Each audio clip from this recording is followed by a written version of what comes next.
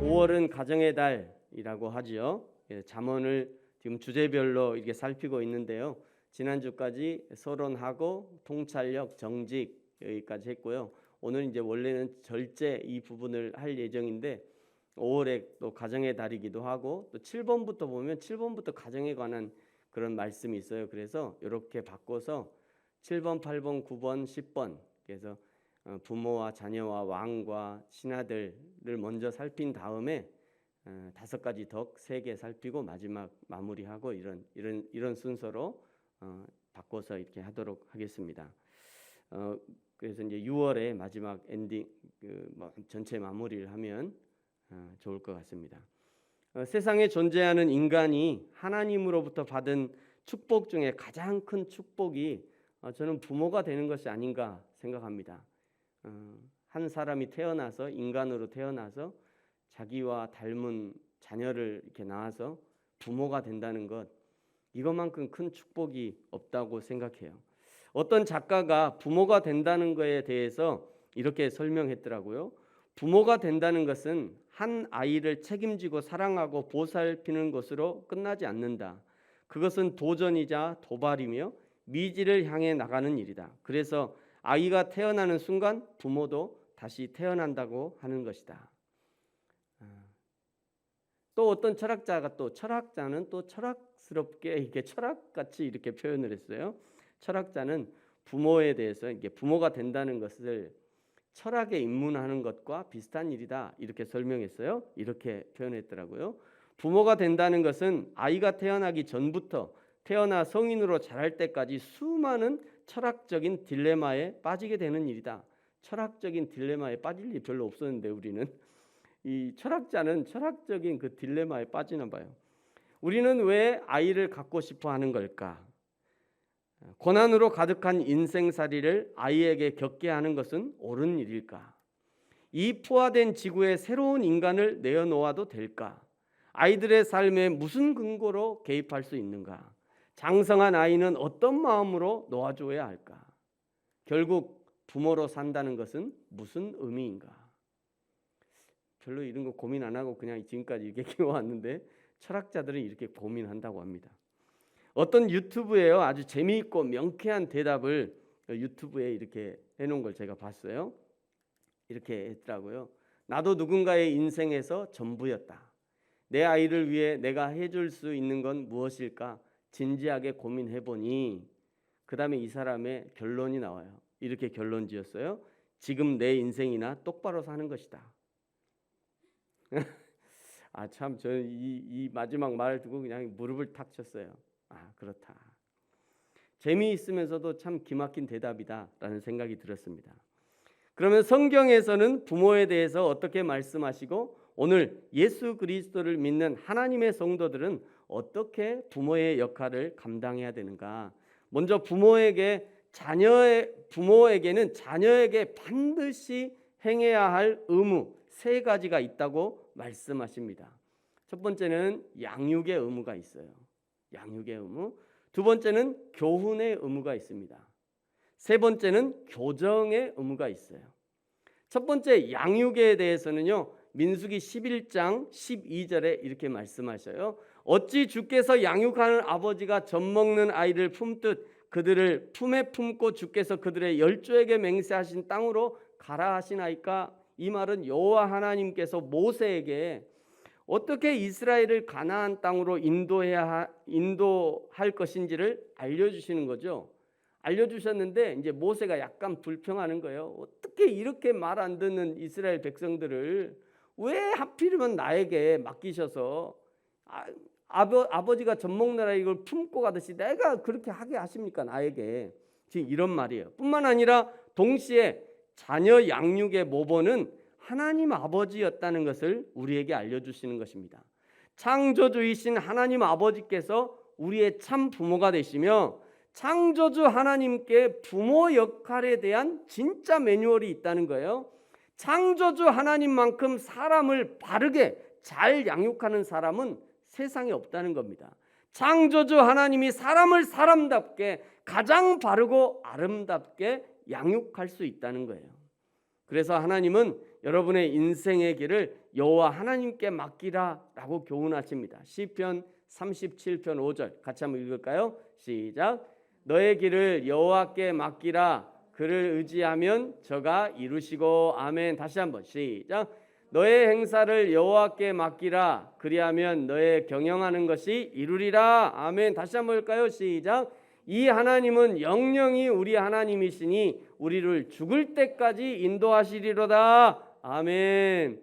요한복음 16장 13절에는요. 진리의 성령이 오시면 그가 너희를 진리 가운데로 인도하실 것이다 말씀하고 있어요. 하나님이 인생의 길을 인도하시면서 어떻게 인도하셨는가? 민수기 11장 12절에서는요. 참 부모이신 하나님이 어떻게 아이를 양육해야 하는지를 알려주셨어요. 첫 번째는요. 부모는 아이를 품에 품는 것입니다. 아이를 품에 품는 것은요. 천하 만물의 공통적인 특징인 것 같아요. 카디날 피쉬라는 물고기가 있어요. 이 물고기는요. 알을 낳으면 알을 자기 입에 잔뜩 집어넣고 알을 자기 입에서 부화를 시킨대요. 자기 입에서 부화가 다 되면 이제 내놓는 거죠. 그러니까 부화가 될 때까지 이 부모인 이 카디날 피쉬는 아무것도 안 먹는다 그래요. 부모 다 애가 다 안에서 부화가 되면 그때 드디어 이제 밖에다 이렇게 입 안에서 배출을 시키는 거죠. 피파 개구리라는 수리남 두꺼비라고도 하는 이 개구리예요. 이 개구리 여기가 머리입니다. 이거예요. 이게 입이에요.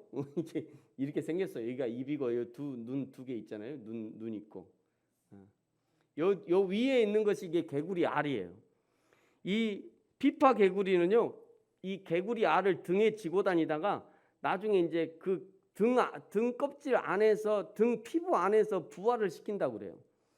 부화가 되고 나서 얘 개구리가 다 나가서 새끼가 다 나가잖아요. 그러면 그 안에 구멍이 막 이만하게 구멍이 뻥뻥뻥뻥 뚫려 있어요. 여러분 우리의 부모님들도요. 앞으로 뒤로 어린 자식들을 품에 품어 키워내셨죠. 태어나자마자 어머니의 품을 떠나 자기 혼자 자라난 인간은 세상에 없습니다. 반드시 누군가의 품에서 안전하게 보호를 받고 성장하게 된 것이죠. 그러니까 가끔 자녀들이 부모들과 싸우면서 엄마 아빠가 나에게 해준 게 뭐가 있어? 이래서는 안 된다는 거예요. 그래서는 안 돼요. 만약 부모님의 보호가 없었다면 우리는 지금 이 세상에 존재하지 않을 수도 있는 것입니다. 가장 중요한 생명을 보호해 주셨는데 뭘 더 해달라는 말입니까? 근데 부모는 마냥 품에 품고만 있지 않습니다. 시간이 되고 성장하면 그 다음에는 내려놔야 돼요. 여호와 하나님도 이스라엘을 품어 성장시키셨다가 그 다음에는 그들의 열조에게 맹세하신 땅으로 가라 하셨습니다. 우리가 다 알듯이 열조에게 맹세하신 땅, 그 가나안 땅에 들어가면 하나님이 우리에게 주셨다고 가나안 땅에 기존에 살던 그 족속들이 다 그냥 물러가는 것이 아니에요. 가나안 땅에 들어가서 하나하나 전쟁으로 차지해야 하는 땅들입니다. 첫 성 여리고성부터 그렇잖아요. 그리고 그 첫 성이니까 하나님의 기적 같은 은혜로 그냥 이기게 하셨지만 그냥 성만 뺑글뺑글 돌고 이겼잖아요. 근데 그 다음 아이성에서는요. 여리고성의 그 승리에 도취되어 자만하다가 아주 큰 코를 다치게 됩니다. 그 작은 아이성에서는 완전히 패배하게 돼요. 가나안 땅은 보통 땅이 아닌 것이죠. 자녀들 앞에 놓인 인생 결코 만만치 않습니다. 잘못 살았다가는 쪽박을 차게 돼요. 비참한 인생으로 끝날 수도 있는 거예요. 그래도 인생이라는 전쟁터에 자녀를 내려놔야 하는 것입니다. 하나하나 자녀들이 해치고 나가면서 승리도 맛보고 때로는 쓰라린 패배를 맛볼 수도 있지만 그래도 품에서 내려놔야 자녀가 자신의 인생을 살아가게 되는 거예요. 그때 자녀가 꼭 기억해야 할 것, 나의 참 부모가 되시는 여호와 하나님을 의지하고 여호와 하나님의 인도하심을 따라야 한다는 것입니다. 여호와 하나님께 인생을 맡기고 의뢰하면 하나님이 책임지시고 인도하시고 선한 길, 의의 길로 인도하시지만 어떤 가수가 이렇게 노래했더라고요. 내 인생은 나의 것, 막 자기 인생이 자기 것이래. 내 인생은 나의 것이라고 노래하면서 자기 마음대로 살다가는 그야말로 쪽박 인생이 되는 거예요. 성경에 등장하는 모범적인 양육자의 예로 룻기에 등장하는 룻의 시어머니 나오미를 들 수 있습니다. 룻기 14장 16절에 보니까요, 나오미가 아기를 받아 품에 품고 그의 양육자가 되었다라고 말씀하고 있죠. 이 나오미의 양육 속에서 다윗의 계보가 완성이 되는 것입니다. 룻기 4장 21절 22절에 보면요, 살몬은 보아스를 낳았다. 여기 살몬이 누구예요? 여리고성 정탐꾼이잖아요. 이 여리고성 정탐꾼인데 정탐을 갔다가 거기서 여리고성 정복에 결정적인 역할을 해주었던 여인 라합을 만나게 되고요, 이 라합의 남편이 되는 거죠. 이 살몬이 보아스를 낳았습니다. 보아스가 누구예요? 룻의 남편이잖아요. 보아스는 오벳을 낳아요. 오벳은 누구예요? 다윗의 할아버지예요. 그 다음에 오벳은 이새를 낳았대요. 이새가 다윗의 아버지가 되는 거죠. 이 나오미의 품에서 다윗 왕조가 탄생이 되는 것입니다. 또 바벨론 땅에서 이스라엘 민족의 멸족을 막은 에스더의 삼촌 모르드게를 또 모범적인 양육자로 등장합니다. 에스더 2장 7절에 보니까 이렇게 말씀해요. 그의 삼촌의 딸 하다사 곧 에스더는 부모가 없었으나 용모가 곱고 아리따운 처녀라. 그의 부모가 죽은 후에 모르드게가 자기 딸같이 양육했다라고 말합니다. 여러분, 에스더 가장 유명한 에스더의 고백이 있죠. 죽으면 죽으리라. 에스더. 여러분, 이 죽으면 죽으리라라고 하는 고백이 그냥 나오는 것이 아닙니다. 바벨론의 포로인 삼촌이잖아요. 포로잖아요. 삼촌은 포로 입장이에요. 그 포로 삼촌의 말이 무서워서 한 나라의 왕비가 죽으면 죽으리라 그런 얘기를 한 것이 아니에요. 왕비가 됐으니까 누구 한 사람 불러. 저기 호위대장 이리 와봐. 저기 사는 내 삼촌인데 내가 왕비가 됐는데 나한테 자꾸 이상한 부탁을 하네. 좀 조용히 처리 좀 해봐. 그건 그냥 바람같이 사라지는 거예요. 그런데 그 삼촌이 무서워서 이런 고백을 했다고요? 이건 있을 수 없는 일이죠.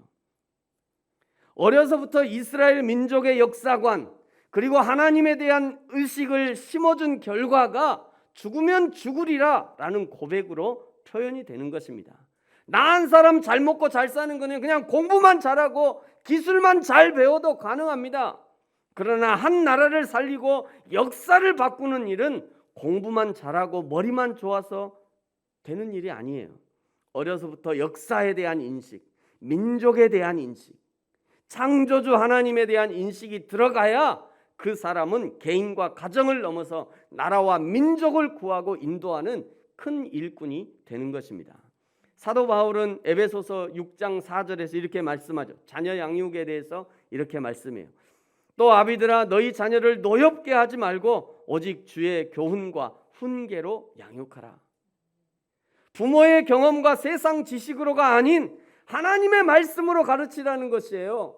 부모의 경험도 완전한 것이 아니고 세상 지식도 늘 변하는 것이니까 천년만년 영원히 변치 않으시는 하나님의 진리의 말씀으로 자녀들을 가르쳐야 그 자녀가 안전할 수 있다는 것입니다. 사랑하는 성도 여러분, 저와 여러분의 자녀가, 우리의 자손이 어려서부터 하나님의 말씀으로 양육되어져서 개인과 가정뿐만 아니라 나라와 민족의 일꾼, 전 세계에 영향력을 끼치는 하나님의 위대한 일꾼으로 쓰임받을 수 있기를 예수님의 이름으로 축복합니다. 부모가 자녀에게 반드시 행해야 될 세 가지 의무 중에 두 번째는 교훈입니다. 교훈. 오늘 읽었죠? 잠언 1장 8절 같이 읽어볼까요? 시작. 내 아들아 내 아비의 훈계를 들으며 내 어미의 법을 떠나지 말라. 아멘. 잠언 17장 21절 미련한 자를 낳은 자는, 여기 미련한 자를 낳았다라고 하는 것은 이제 그 출산도 얘기하지만 잘못 가르친 것도 얘기하는 거예요. 그러니까 출산해서 아주 태생적으로 그런 분도 있을 수 있고 아니면 잘못 가르쳐서 미련한 자가 될 수도 있는 겁니다. 미련한 자를 낳은 자는 근심을 당하나니 미련한 자의 아비는 낙이 없느니라. 자, 22장 6절 같이 읽겠습니다. 시작. 마땅히 행할 길을 아이에게 가르치라. 그리하면 늙어도 그것을 떠나지 아니하리라. 아멘. 우리말에도 3살 버릇 몇 살까지 간다고요? 80까지 간다고 그러잖아요. 어려서부터 하나님의 말씀으로 확실하게 교훈해 놓으면 그 아이가 성인이 되고 노인이 되어서까지 하나님의 말씀을 떠나지 않을 것이다. 하나님의 이런 약속에도 불구하고 지금 한국 교회는 대부분의 교회들이 어린이, 청년, 장년층이 줄어가고 있어요. 최근 통계에 의하면요, 한국 교회 50% 이상은 교회 학교가 없다고 그래요. 50% 이상은 교회 학교가 없어요. 그 교회 학교를 할 만한 사람이 없는 거예요.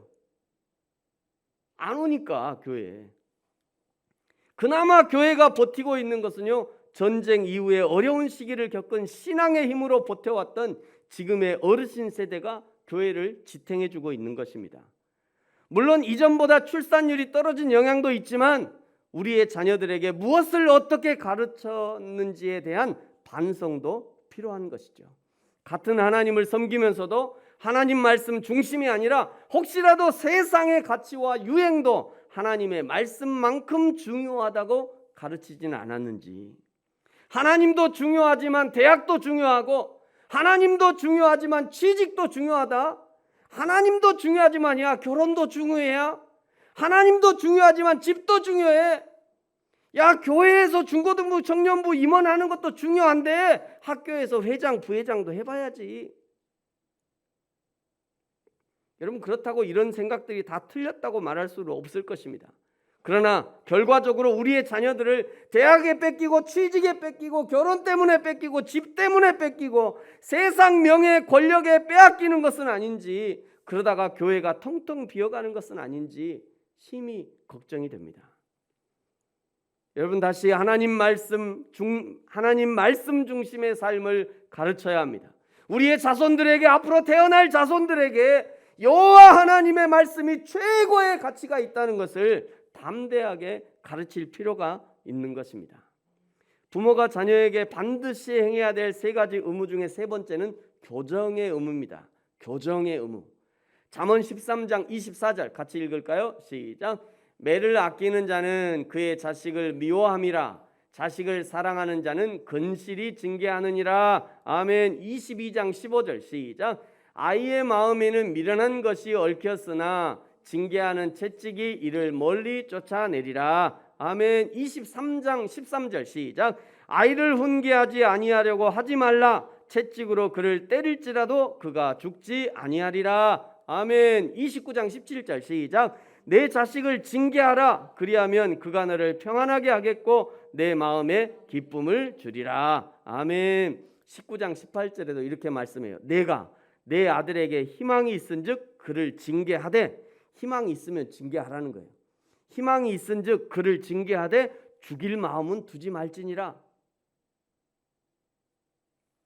성경에 부모가 그 자녀의 행위를 교정하지 못해서 폐가 망신한 집이 몇몇 있죠. 가만 불러와도 몇몇 있어요. 그죠? 아론의 자식들도 마찬가지고요. 아브라함의 큰아들도 다윗의 큰아들도 마찬가지고요. 몇몇, 성경에 몇몇 있습니다. 이 아이 자기 자녀들을 잘못 교정해가지고 교정을 못해줘서 폐가 망신한 사람. 그 중에 엘리의 제사장, 엘리 제사장의 가정도 있습니다. 사무엘상 2장에 보면요, 사무엘의 어머니 한나에 대한 이야기가 1절부터 11절까지 쭉 등장하다가 12절부터 36절까지는 엘리와 그의 아들들의 행위를 고발하는 내용으로 채워져 있어요. 12절에 보니까 엘리의 아들들 홈리와 비느하스죠. 이 엘리와 아들들은 행실이 나빠 여호와를 알지 못했대요. 제사장의 아들들이 여호와를 알지 못했다고 하니 벌써 아주 심각한 거죠. 시작부터 심각해요. 제사장의 아들들인데 여호와를 알지 못했대. 다음 제사장이 돼야 될 사람도, 이 사람들이 자기 아버지 엘리가 죽으면 이제 자기들이 이제 물려받아서 제사장 해야 되잖아요. 그런데 그 사람들이 여호와를 알지 못했다는 거예요. 13절, 그 제사장들이 백성에게 행하는 관습은 이러했다. 이미 관습이 돼버린 겁니다. 어쩌다가 한 것이 아니에요. 어쩌다가 그렇게 한 게 아니라 이제 앞 뒤에 나올 얘기가 어쩌다가 그렇게 한 게 아니라 이미 관습으로 자리를 매긴 거예요. 곧 어떤 사람이 제사를 드리고 그 고기를 삶을 때 제사장의 사환이 손에 세 살 갈고리를 가지고 와서 그것으로 냄비에나 솥에나 큰 솥에나 가마에 찔러 넣어 갈고리에 걸려 나오는 것은 제사장이 자기 것으로 가지되 실로에서 그곳에 온 모든 이스라엘 사람에게 이같이 할 뿐이 아니라 백성이 다 알고 있었다는 거예요. 이 잘못 행하는 것을. 15절에 기름을 태우기 전에도, 사실은 이게 굉장히 심각한 거죠. 이게 굉장히 심각한 거예요. 기름을 태우기 전에. 사실은 이 말이 굉장히 충격적인 건데요. 가장 먼저 하나님께 드릴 지방 분리해야 되거든요. 꼬리에 있는 지방, 내장에 있는 지방, 그 동물들에게 있는 그 지방을 다 골라서 제일 먼저 그것부터 해야 돼요. 그거를 하나님께 먼저 태워드려야 돼요. 근데 여러분, 왜 하나님이 지방을 좋아하실까요? 제발 오해하지 마세요. 지방이 제일 좋아. 아니에요. 이 고기 이제 나중에 제사장 먹어야 되잖아요. 나눠 먹어야 되잖아요. 그때 지방이 있으면 안 좋으니까 야야야 그 지방 놔주라. 옛날 우리 부모님하고 똑같죠. 나 꼬리 좋아한다. 나 어릴 때는 꼬리가 힘이 있으니까 꼬리 좋아하는 줄 알았어, 아버지가. 그게 아니에요. 몸통 너희들 먹이라고. 야, 몸통은 너희 먹어라. 나 머리 좋아한다. 머리가 맛있는 줄 알았어. 내가 부모가 돼가지고 머리를 먹어보니까 못 먹겠더라. 머리 그거 뭐가 맛있어요. 근데 부모의 마음은 자녀들에게 좋은 것 주고 싶은 거예요. 하나님의 마음이 똑같아요. 하나님이 그래서 그 내방 지방들, 꼬리의 지방들 다 떼어서 먼저 나에게 주라 했더니 이 자녀들이 그 기름을 태우기도 전에, 하나님 앞에 드리기 전에 이미 제사에는 관심도 없고 제밥에 관심이 가 있는 아주 극악무도한 죄악을 행하고 있는 것입니다. 기름을 태우기도 전에 제사장의 사환이 와서 제사 드리는 사람에게 이르게 제사장에게 구워 드릴 고기를 내라. 그가 내게 삶은 고기를 원하지 아니하고 날 것을 원하신다. 절대 금지하시는 거잖아요. 피와 같이 먹는 거. 근데 날 것을 원한대요. 이거는 아버지 엘리의 이름을 팔아서 그 아들들이 지금 욕심을 채우고 있는 겁니다. 16절에 그 사람이 이르기를 반드시 먼저 기름을 태운 후에, 세상에 밑에 있는 사람이 훨씬 나아. 밑에 있는 사람이 반드시 기름을 태운 후에 내 마음에 원하는 대로 가지라 하면 그가 말하기를 아니라 지금 내게 내라. 그렇지 않으면 내가 억지로 빼앗으리라. 이런 행동을 하나님이 어떻게 보시냐? 17절에 이 소년들의 죄가 여호와 앞에 심히 크면 그들이 여호와의 제사를 멸시함이었더라. 22절 23절에 보니까요, 엘리가 매우 늙었더니 그의 아들들이 온 이스라엘에게 행한 모든 일과 회막문에서 수종드는 여인들과 동침하였음을 듣고 그들에게 이르되 너희가 어찌하여 이런 일을 하느냐? 내가 너희의 악행을 이 모든 백성에게 듣노라. 무슨 일이에요? 야야 소문났더라. 너희 그러지 말아라. 백성들이 다 알고 있더라. 너희 그러면 안 돼.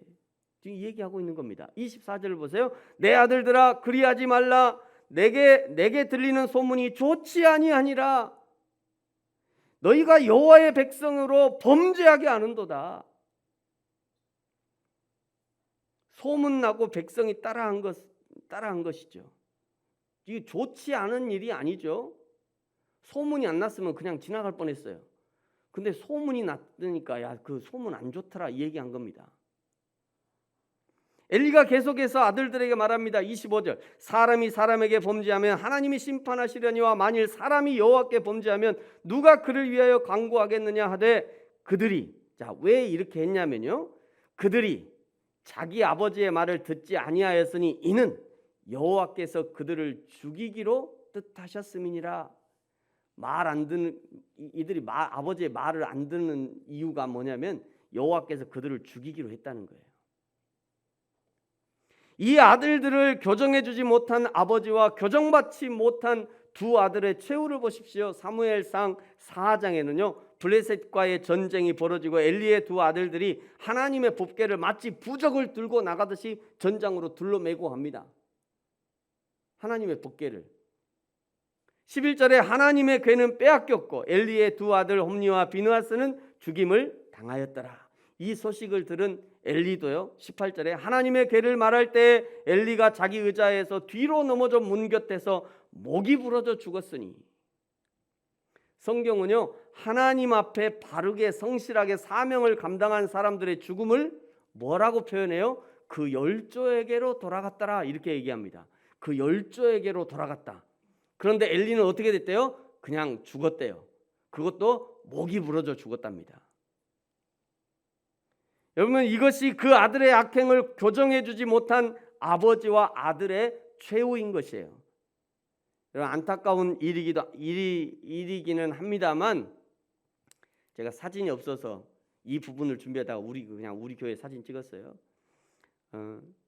저도 여러 교회를 이렇게 거치면서요, 유초등부도 하고 뭐 청년부도 하고 이렇게 부교육자를 지냈습니다만, 여러 교회를 지내면서 아이들이 교회 물건을 함부로 만지고 망가뜨리고 깨뜨리고 부러뜨리는데도 별거 아닌 것처럼 그냥 지나가는 부모들이 있어요.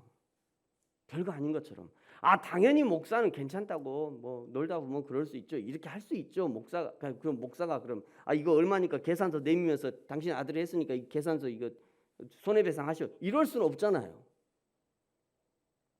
당연히 목사는 뭐 괜찮습니다, 제가 수리하겠습니다, 당연히 이렇게 해야죠.